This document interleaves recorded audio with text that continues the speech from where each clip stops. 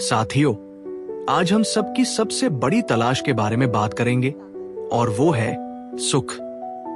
हर इंसान, हर जात, हर मजहब, हर उम्र सब कुछ छोड़कर एक ही चीज चाहता है और वो है सच्चा सुख।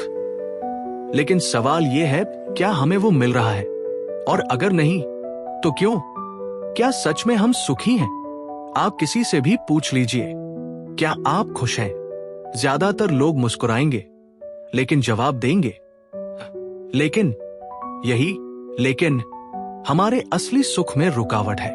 हम सोचते हैं, अगर ये नौकरी मिल जाए तो सुखी हो जाऊंगा, अगर वो रिश्ता ठीक हो जाए तो सुकून आ जाएगा, अगर पैसे ज्यादा हो जाए तो चिंता नहीं रहेगी।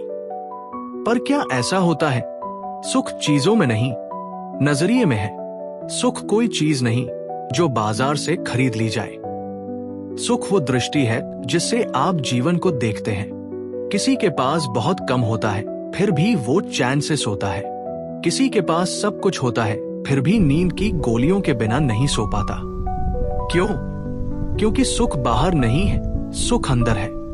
हम सुख को गलत जगह खोज रहे हैं। हमने सुख को जोड़ दिया है प्राप्ति से। मिल गया और तो सुख है, नहीं मिला और तो दुख। पर सच्चा सुख तब होता है जब आपके पास जो है उसमें संतोष हो, आपका मन शांत हो। गीता कहती है, योगे कर्मसु कौशलम, मतलब जब आप बिना फल की चिंता किए अपना कर्म करते हैं, तभी आपको सुख मिलता है। सुख पाने के 3 सूत्र। 1, स्वीकृति, एक्सेप्टेंस, जो है जैसा है पहले उसे स्वीकार कीजिए। लड़ते रहेंगे तो दुख ही होगा। 2, संतोष, कॉन्टेंटमेंट, हर समय कुछ नया पाने की लालसा छोड़िए। जो आपके पास है वो लाखों के पास नहीं। 3, सेवा, सर्विस, किसी और की मदद करने से जो सुख मिलता है वो किसी महंगी चीज से नहीं मिल सकता। सच्चा सुख एक शांत मन है।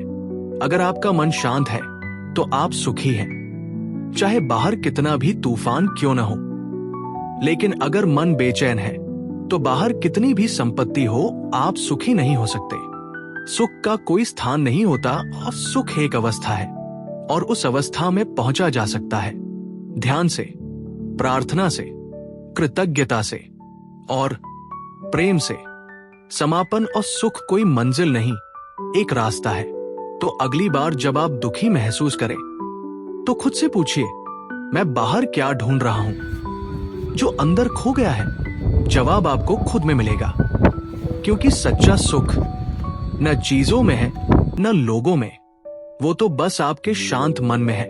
अगर ये प्रवचन आपके भीतर कुछ हलचल पैदा करे तो इसे अपने दोस्तों और परिवार के साथ साझा कीजिए, क्योंकि शायद किसी को आज यही सुनने की जरूरत हो।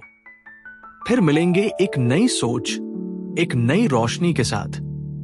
तब तक खुद को संभालिए और अपने मन को शांत रखिए।